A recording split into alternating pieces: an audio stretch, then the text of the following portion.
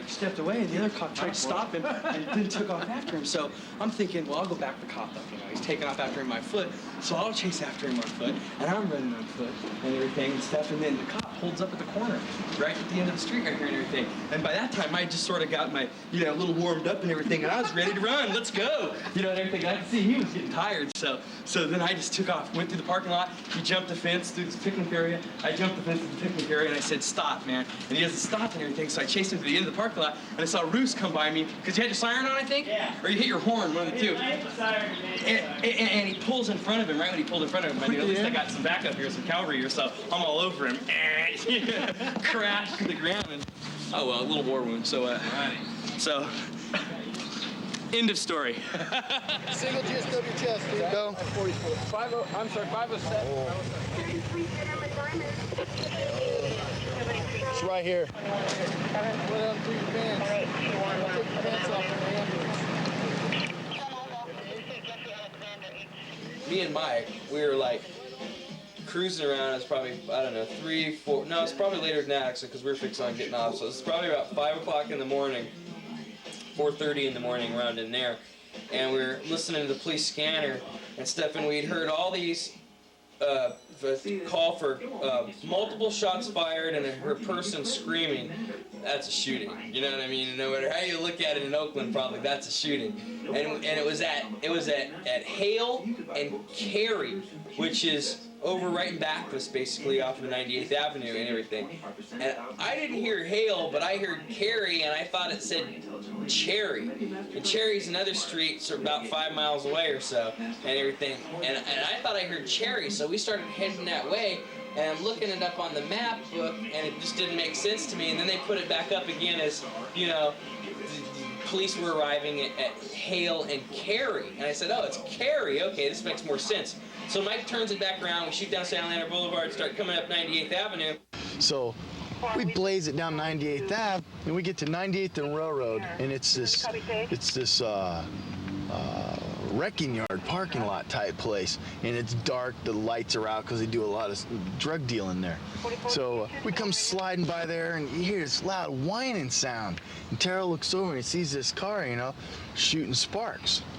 He goes, "That don't look right." And I go, "Yeah, you're right, let me whip it around." So I turn the unit around, come back over, and here's this car T-boned into this tow truck, and there's sparks flying out from underneath the right back wheel where the tire had spun completely through, and it was down to the steel rim, shooting sparks. So I'm like going, I was kind of bummed because I wanted to go to this shooting. Flips it back around and comes up to the car. We put the lights on it and everything. We put ourselves out on the radio investigating what we believed was an auto accident at the time and stuff. And the car started to be on fire. The back seat's on fire and everything from the spinning around or whatever it was on fire from. It was on fire, so it's begun to be on fire. I walked up to the car, and there's a white male adult slumped sideways in the car with his head on the window seal of the car and everything, and his foot's just mashed down on the gas pedal. And that's what's causing the back wheel to spin and everything. So I give him this radical trapezius pinch, which is like right here and everything, and it usually stimulates somebody. He doesn't even move, and he's got this pale, ashen, I don't have any blood pressure because all the blood bled out of my body look to his face and everything. And I go, and at the time, I gave him a trapezius pinch, and I'm watching him, and I reach over into the car to turn the engine off. I turn the engine off at the same time I sort of step back and look what we got and everything, because I'm thinking, why is he unconscious, blah, blah, blah, and everything. I'm looking at the damage of the car, you're thinking all your paramedicine and weirdness and everything, why somebody could be, unconscious and stuff and everything. And as I step back, what does a car do when it's at full tilt and you turn the gas off? It backfires like nobody's business, right? And everything. And right as I turn it off and it's starting to go down like that, I step back and it's got like about 15 bullet holes in the door and everything. And I look over at Mike, I say, "Mike, we've got the shooting right here." Next thing you know, that car backfires. Boom, boom, boom. We're like, whoa! So Terrell dives on the ground. I jump down to my knee. I'm looking at Terrell. Terrell's looking at me, and I'm like going right on my bulletproof vest. Terrell's going, "I hope they shoot you in the head." I I go, Mike, I go, it got, right as I say in Mike, we got the shooting right here. Bam! Bam, bam, bam, bam, bam, bam, bam! It starts to backfire, man. We were like all over the ground and everything. We're laying down and stuff, and I'm looking at him, and he's looking at me. I'm trying to figure out where it was coming from. Well, it was backfire. It only took like seconds to transpire, you know, to figure that out. But at the time, you know, we're scared. There's nothing but what could be a gunman on the other side. We don't know. And on the other side of us, there's this fence because it's a wrecking yard, and there's these gnarly pit bulls, you know, and everything. So it's either jump the fence and get chewed by the pit bulls, step out here and get shot by this homicidal maniac coming back to finish this idiot off who he shot, and everything. And Mike looks up at me and goes, because he had his vest on, and I had left my vest in the ambulance and stuff and everything. And he looked at me with this, haha, I got my vest on, you know, and everything. I looked right at him and said, I hope they shoot you in the fucking head, motherfucker. So now, you know, this fire's really going in the back seat. We're like, damn, we gotta get this guy out of here. So we pull the door open, grab the victim out, yank him out on the ground. Flames are, you know, climbing out through the doors and stuff. It was so hot we had to pull him again, you know. Mike comes running up with the fire extinguisher, gonna buy us some time, and he goes, oh, it's not even charged, and he throws it on the ground and everything. Goes, damn, Allied, because they always had, like, you know, equipment that didn't work and stuff like that. We're putting this guy on the gurney, or on the backboard, you know, and his van stops. And out come these two black guys. And we're like going, oh shit, they're gonna kill us. They're gonna finish us off. So we're like looking at these two brothers walking up on us. Or jump the fence and deal with the dog, the junkyard dog, man. And that dog was looking like he was gonna get his ass whooped because I wasn't gonna die for nobody. So we're like going, hurry, come on, let's just get him in the rig and get out of here. So we're trying to get him on the backboard, or not on the backboard, but on the gurney, you know. And the dude's arms are hanging over the backboard like this. He ain't strapped down or nothing. We're teetering to keep him on there. We get him up, you know. We can't get his up high enough to get his arm across. So they're walking up, and one's got like a newspaper draped over his wrist. So I'm thinking, oh man, this is not good, man. They walk up, and what does he say? He all looks mean and everything. And what does he say? He goes, you guys need any help? Turns out they were just like two ordinary Joes with a cup of coffee and a paper on the way to work. It was incredible. Couldn't believe it. Scared me shitless. And then a beat unit rolls up, you know. This officer walks up to the back of the rig. What's going on here? Like we started this whole thing, you know. We're like, well, you have a shooting victim here and a fully involved car fire over there, and I suggest you call for some help. So, you know, I pull off his cowboy boot, and out rolls this bloody slug, okay? So then I'm looking at it, I hand it to Terrell, and Terrell's looking at it, and the guy goes, how do you know you got a shooting victim? How do I know? Hold your hand out. And he holds his hand out like this, and I drop this bloody slug in his hand. He goes, oh, God. He goes, is that shooting enough for you right there, dude? That's a shooting, right, isn't it? Incredible. That's my story about Mike B's and me, car, fire, crash, rescue, shooting, radicalness. Why don't you jump up where that monitor is? Okay. It's on. We'll see you at the hospital. All right.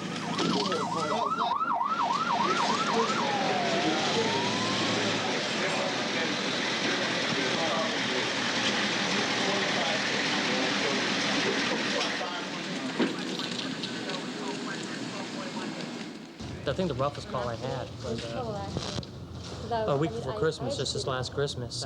Me, my old partner, and he was having a county field eval, and we get it for an auto versus pedestrian in Fremont.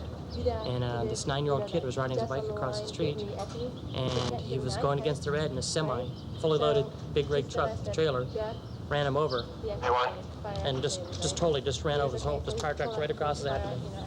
On the way home from this last kid, I cried halfway home, and see all these Christmas lights up and stuff. I walk in the house, our Christmas tree's plugged in, lights are on. I walk in, unplug the Christmas tree. At the end, I didn't feel like celebrating Christmas. Somebody's breathing 44 times a minute. But thank God I have a wife that I met her doing this work. Good. So she knows she knows exactly like a good how call. I feel when I come home after something like that. And it's easier to talk to somebody when you have someone who could say, yes, I know exactly how you feel. Not, oh God, you must feel terrible. What the hell do you think? Yeah, it seems to me that as a medic watching these 911 shows, you sit back and you kind of try to wait for the medics on TV to mess up, you know what I mean? And it's seen as more of a cheeseball type thing, whereas when you're sitting around with other medics, you've seen so much more. You can actually sit there and share stories, you know? It's not, you're not trying to glamorize anything, you're just sitting there telling it like it is, you know?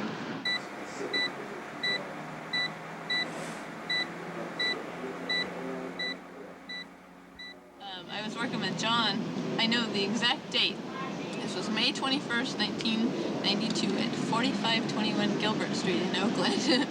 But we arrived on scene, and I don't remember what we were dispatched for, but we came on scene, and the firefighters were in front of us, and I was walking behind the firefighters, and all of a sudden, one of the firefighters came running back because he just kept saying there's blood everywhere, there's blood everywhere. Well, what had happened was a man was stabbing a woman, and when the firefighter rounded the corner, he turned onto the firefighter, and so that's when the firefighter retreated, and we just basically all went out. Well, PD had arrived at that time, and they went in and catching him stabbing this woman, and told him to stop. He didn't stop, so they shot him 3 times in the chest, and he turned around and nearly decapitated himself. Well, we were finally cleared to go in, and we went in, and the one man, he was kind of like slumped against the wall and nearly decapitated, and then the woman was lying next to him, and she was stabbed several times. And I just remember just thinking that, this doesn't seem real. It seems like something out of a horror movie or something. It just seems so grisly. But we started working on the woman, and John went to go get some more equipment and to call for other units when one of the neighbors came out and started screaming, "Where's the baby? Where's the baby?" And, everybody just stopped because we couldn't even imagine that there was a baby involved in all this. Well, one of the firefighters ran into the house and started screaming that the baby was stabbed. And so I yelled back to her, is he breathing? And she said no. And I asked her if she had a pulse, and she said yes, she still had a pulse. So I said, bring the baby out here. So she brought the baby out, and he was a 3-year-old little boy, and he was stabbed, like right left chest, and it almost looked like his chest was just filleted off. And so we started working on the boy, and by that time I had him intubated and pretty much packaged when the other unit came on, and they just took him. But sad. Nicholas, that was his name. X-ray 1097.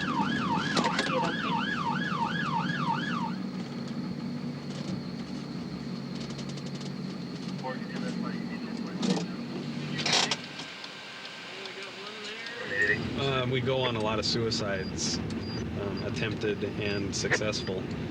And probably the worst successful suicide I've ever seen was a gentleman who basically put a shotgun in his mouth and blew his head off. But the thing that really sits with me is the bookshelf. There's about a three-shelf unit that was full of Old West books, Billy the Kid, and old stories like that. And on top of the bookshelf was that famous picture of Butch Cassidy and the Sundance Kid at the very end of the movie making their break out of that building with their guns drawn, and they came out running, where they both ended up getting shot to death. This picture, the glass on the picture frame, was just splattered with this blood from this guy.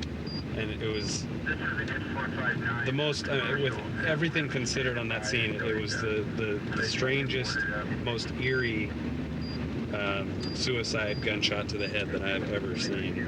We get a call for shortness of breath, Sean Kelly and I, last call of the night. And we get there right with the fire truck. And there's this woman out in front of our house, and she's just freaked out. We're like, well, okay, must be really short of breath. And we come out and we're like, well, what's wrong? Where is he? it's my husband, in back. She leads us into the backyard. It's pitch black back then. We're going, this is weird. Shortness of breath out in the backyard. It's 2 in the morning. It's dark as hell out. What the hell? So we get back there, and like none of us brought a flashlight because we thought we were going inside. And there's her husband laying. He's laying face down on the ground, but he's propped up like on his arms. And he's got this. He's completely naked except he's got this quilt over him. And we're walking up. And we're going, what the hell? And he's kind of moaning. Oh, we're like, you know, hey, what's going on, sir? Oh, and he just moans and groans, and we get a little pen light out, and we flash it at him, and there's blood all over him. We're like, oh shit, you know, look for the guns. And we get a flashlight, and you know, there's a 38 laying in the grass right next to him. You know, what is all over him? You know, and we're trying to get out equipment and stuff. Finally, we get a couple of flashlights and shining on it. He'd taken that 38, put it up to the side of his head here, and pulled the trigger, and the bullet went through, and it popped out one of his eyes. His right eye had popped out completely and was hanging there. And the bullet came through, came out the left eye and took the eye out with it. So it was all hanging down here, all deflated and all like, it was like the vitreous humor and stuff all just sort of leaking out of the eye and just blood coming out of the sockets. And there's just blood all over him. And we're like, whoa, yeah, I'd be short of breath too if, and the guy's conscious and he's talking and he's alert and oriented. He knows, you know, where he is, you know, what day it is and stuff. So we get him in the back of the ambulance and I'm just driving code 3 to the trauma center and in the rearview mirror, all I can see is this guy laying there. I can see the eyes hanging there, you know? And I can hear him talking, and it's just the weirdest thing to look up in the rearview mirror and just, oh, Jesus, you know. And Sean's back there starting IVs on the guy, and he finally asks him. I'm thinking, oh, God, he's got to, and he was like, I don't know if I should ask the guy this, but he finally did. He goes, so, sir, why did you do this? And the guy said, do what? And now we're like, okay, full-blown denial here. He's like, well, shoot yourself. And he's like, what are you talking about? I didn't shoot myself. We're like, okay, right. You know, so we get him to the trauma center, and the guy's like, no, nothing like that's happened, you know. Oh, yeah, well, how many fingers do I have up? Or should I put it over here? So we get to the trauma center, and, you know, this is the first, we're wheeling this guy through the doors, and this is the first time I've seen a trauma surgeon look at a patient and go, oh.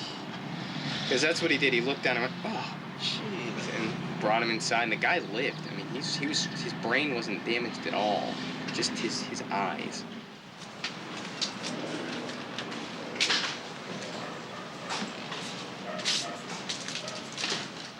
Girls ask if you've ever had sex in the back of an ambulance before. I mean, and I've been asked that multiple times. I don't know what that is, but maybe that's some Freudian thing or something or other. And then, the topper of them all off is people that come up to me and ask, does it take any training to be a paramedic? Oh, none at all. None at all. You know, you just get in the bus and you sort of like on-the-job training. I mean, you'll figure this out eventually. I can't believe it. People ask that, though, all the time. All the time. Does it take any training to be a paramedic? None at all. You just jump right on in. I had the uniform, it already fit from a Halloween costume. You know, is that too much or what? And we just had to say, okay, these two, they're dead. And you know, that's a pretty hard thing